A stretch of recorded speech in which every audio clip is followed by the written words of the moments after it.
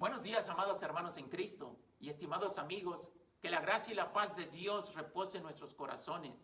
Confiamos que la bendita palabra de Dios hará una obra maravillosa en la vida personal de cada uno de nosotros. Vamos a continuar con nuestra serie de estudios titulada Conforme al corazón de Dios, una mirada renovada a los 10 mandamientos. Y nuestro tema para esta mañana se titula Honra el matrimonio. Pregunta: ¿por qué es importante el matrimonio? La condena de parte de Dios: no cometerás adulterio. Esto lo podemos leer en Éxodo capítulo 20, el versículo 14. Este mandamiento busca resaltar la inmensa valoración divina del matrimonio, que se entiende como un pacto de fidelidad física y anímica, es decir, la cualidad relativa al alma, que también puede definirse como espiritual y psíquico, entre un hombre y una mujer hasta que la muerte los separe. Hoy día existe una gran presión que busca cambiar la idea del matrimonio basado en los principios judeocristianos. Sí, todas sus bases están siendo erosionadas al cuestionar la monogamia, es decir, un solo cónyuge, al extender el alcance a las personas del mismo sexo. El debilitamiento del matrimonio afecta directamente a los hijos y por ende a toda la sociedad. Los cristianos creemos que solo dentro del matrimonio bíblico es que las parejas heterosexuales experimentan el mayor gozo, la unidad y la seguridad que la familia requiere. Solo los matrimonios centrados en Dios y en su palabra proveerán el ambiente propicio para criar a los hijos. Amén, hermanos. Amén. Gloria a Dios. Como en cada estudio tenemos una idea central, la cual nos guía en el desarrollo de nuestra enseñanza.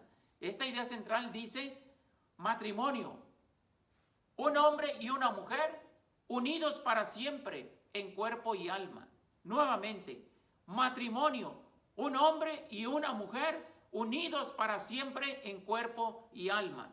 Así que en esta hora vamos a orar y le vamos a pedir a Dios por los matrimonios, que Dios nos ayude a honrarlos. Vamos a cerrar nuestros ojos. Señor, gracias en esta preciosa mañana que estamos aquí. Bendecimos y honramos tu nombre. Y nuestra petición en esta hora es que a todos los que estamos casados, nos des el poder, Señor, la fuerza y la sabiduría divina para honrar el matrimonio, para respetar nuestra relación, este vínculo sagrado que nos une en una sola carne, Señor. Y de esta manera glorificar tu nombre. Y en el nombre de Jesús, tu Hijo, te damos gracias. Amén y amén. No cometerás adulterio es la tercera responsabilidad social frente al prójimo. La primera fue honra a los padres. La segunda, honra a la vida. Y esta última busca salvaguardar la unidad de la familia. Pregunta: ¿qué es el adulterio? El adulterio debilita el pacto matrimonial y rompe la unidad sagrada constituida por Dios. ¿Recuerdan ustedes el pecado de adulterio de David con Betsabé? Este pecado trajo graves consecuencias. Por eso dice Dios en el mandamiento de Éxodo 20:14, no cometerás adulterio. ¿Cómo se complementan el hombre y la mujer, amados hermanos? Este mandamiento de no cometerás adulterio está en armonía con el pacto matrimonial establecido entre Adán y Eva allá en el huerto del Edén. Lo podemos leer en Génesis 2, versículo del 18 al 25. Aquí lo primero que reconoce el Señor es no es bueno que el hombre esté solo. A pesar de que el hombre vivía en una creación perfecta, sin necesidades y ocupado en el trabajo del huerto del Edén, sin embargo, dijo Dios, no es buena la soledad. Pregunta, amados hermanos, ¿por qué no es buena la soledad? Aquí podemos ver el gran amor de Dios por la humanidad. Dijo Dios, le haré ayuda idónea. El complemento entre el hombre y la mujer. Y dijo Adán, esto es ahora hueso de mis huesos y carne de mi carne. Lo podemos leer en Génesis capítulo 2, versículo 23. Y aunque la naturaleza de la relación entre un hombre y una mujer tiene mucho de afectivo, lo más importante es la complementariedad, es decir, el conjunto de características que hacen que una cosa complemente a otra. Esto no se encuentra en el resto de la naturaleza, tampoco se encuentra entre personas del mismo sexo, porque violan el diseño divino. La belleza y el fundamento de la relación matrimonial radica en su complementariedad física y anímica. Por tanto, los seres humanos debemos sujetarnos a los designios de Dios. Primero, porque es bueno. Dijo Dios, por tanto, dejará el hombre a su padre y a su madre y se unirá a su mujer y serán una sola carne. Génesis 2:24. Dios establece que el matrimonio da lugar a una nueva relación llamada familia, con un vínculo físico y anímico, es decir, exclusivo e íntimo. Esa unión se vuelve fundamental, indisoluble e inquebrantable para toda la vida. Pregunta, amada Iglesia de Cristo, ¿se ha violado el mandamiento en la actualidad? ¿Está de moda el adulterio? El adulterio es justamente la violación de esa unión física, anímica y espiritual indisoluble. El apóstol Pablo habla de esta disolución en 1 Corintios capítulo 6, versículo 16. ¿O no sabéis que el que se une con una ramera es un cuerpo con ella? Porque dice, los dos serán una sola carne. La sociedad proclama la sexualidad, que la sexualidad es un acto trivial. Es decir, que no tiene importancia, que no tiene trascendencia o interés, que es algo vulgar, común y pasajero. Sin embargo, la palabra de Dios dice todo lo contrario. El acto sexual es un hecho complejo y espiritual en el que se fusionan dos personas en una. El adulterio es una violación práctica al propósito de la unidad indisoluble del matrimonio. ¿Cuáles serían algunas de las consecuencias causadas por el adulterio? Piensa por un momento. ¿Qué consecuencias trae el adulterio? Pues el adulterio puede traer una de las consecuencias, divorcio. Puede traer asesinato. Puede traer enfermedades. Trae pecado que corta la relación entre Dios y el hombre. Trae el problema de que se cortan los vínculos o las relaciones entre las familias de ambos cónyuges. Es decir, pueden venir consecuencias terribles, por lo cual Dios nos dio sus mandamientos para librarnos, amados hermanos, de tales problemas. El desprecio de Dios hacia el adulterio es tan grande que lo usó para referirse a la infidelidad de Israel cuando se iba tras dioses ajenos. Jeremías 5:7. Y condenó su práctica con la muerte. Levítico 20:10. También señaló Dios que la práctica del adulterio, junto con otros pecados, provocarían un gran desastre, tanto social como cultural. ¿Es una realidad de nuestros días? Después de apreciar con claridad el fundamento del matrimonio y su carácter indisoluble, veremos un ejemplo bíblico de las consecuencias de este pecado. Vamos a leer en el segundo libro de Samuel, capítulo 11, los versos del 1 al 3, parte A. Dice así la palabra de Dios. Aconteció en el año siguiente, en el tiempo que salen los reyes a la guerra, que David envió a Joab y con él a sus siervos y a todo Israel, y destruyeron a los amonitas y sitiaron a Rabá, pero David se quedó en Jerusalén. Y sucedió un día, al caer la tarde, que se levantó David de su lecho y se paseaba sobre el terrado de la casa real, y vio desde el terrado a una mujer que se estaba bañando, la cual era muy hermosa. Envió David a preguntar por aquella mujer. ¿Qué estaba haciendo David en el palacio? Si era el tiempo en que los reyes salen a la guerra. Bueno, David estaba viviendo un periodo de prosperidad y paz. Al morir Saúl terminaron sus quebrantos, terminó la persecución, terminaron las pruebas. Además, el arca estaba en Jerusalén. Lo podemos leer en 2 de Samuel 6, 17. También el Señor estaba comprometido con David, 2 de Samuel 7, del 8 al 11. Israel se había extendido y los enemigos habían sido juzgados. Había paz en Israel. David gobernaba con justicia y equidad. Cuando todo parece que va bien en la vida, amados hermanos, ¿bajamos la guardia? ¿Usted ha bajado la guardia? Por ejemplo, cuando un boxeador baja la guardia, su oponente aprovecha el descuido para darle el golpe de gracia. Por su comportamiento relajado y ocioso, David bajó la guardia. Era el tiempo en que los reyes salen a la guerra. Y miren, David mandó a sus generales, pero él se quedó en Jerusalén. ¿Qué estaba haciendo en Jerusalén? Cuando sus generales y sus valientes estaban al frente de batalla. Y dice la palabra de Dios que un día, al caer la tarde, se levantó David de su lecho y se paseaba sobre el terrado de la casa real.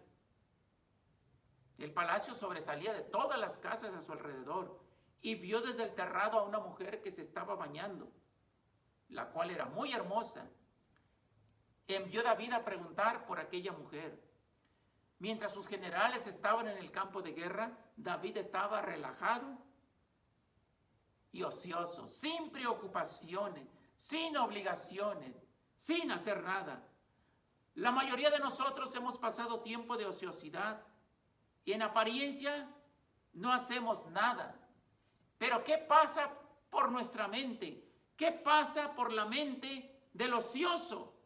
Amados hermanos, probablemente ese tiempo de relajamiento y ociosidad propiciaron la caída de David. Todos sabemos que no podemos mirar a donde no debemos. ¿Así es, amados hermanos? Amén. David conocía la ley que se encuentra en Levítico capítulo 18, los versos del 7 al 19, donde el Señor da una serie de provisiones respecto al sexo. Betsabé no se estaba exhibiendo descaradamente mientras se bañaba. Pregunta, ¿tendrían baños privados las casas en la antigüedad como hoy día? ¿O serían diferentes? ¿Qué piensa usted, querido hermano? Ahora, esta mujer se estaba bañando. David tendría la opción de no mirarla, de cerrar sus ojos, de voltear a otro lado. ¿Tendría la opción? Sí, pero no lo hizo. Quiere decir que desobedeció. Tal vez por la hermosura de la mujer. Dice la Biblia que era una mujer muy hermosa. La sociedad contemporánea está muy sexualizada. La desnudez y la sensualidad están presentes en todos los medios de comunicación. Lo podemos ver en el cine, en el teatro, en la televisión y en las redes sociales, por ejemplo, en su computadora o en su teléfono. Porque esto es algo que la sociedad promueve, porque hay mucho dinero de por medio, pero es algo que el Señor condena, amada iglesia de Cristo. Si el pecado sexual nos atrae con mucha fuerza, imagínate un creyente ocioso, ¿en qué estará ocupando su mente? Necesitamos pedirle a Dios la firmeza de Job. Mire lo que dice Job en Job 31:1. Hice un pacto con mis ojos. ¿Cómo podía entonces mirar a una virgen? Es decir, Job hizo un pacto que de ninguna manera miraría a una mujer virgen. Es lo que debemos de hacer. Es lo que debió haber hecho David. Y más sabiendo que esta mujer era casada. Amén, hermanos. Amén. Vamos a ver qué dice o qué continúa diciendo 2 de Samuel, capítulo 11, los versos del 3 al 5. Miren lo que dice la palabra de Dios. Y le dijeron, aquella es Betsabé, hija de Elián, mujer de Urías Eteo. Y envió David mensajeros y la tomó y vino a él, y él durmió con ella. Luego ella se purificó de su inmundicia y se volvió a su casa. Y concibió la mujer y envió a hacérselo saber a David diciendo, estoy encinta. ¿Qué aprendemos del poder del pecado? Mateo 5:28 dice que si alguno mira a una mujer para codiciarla, ya adulteró con ella en su corazón. Entonces, pregunta, ¿qué desobedeció David? Vio a una mujer que se estaba bañando desnuda. ¿Qué tenía que haber hecho David?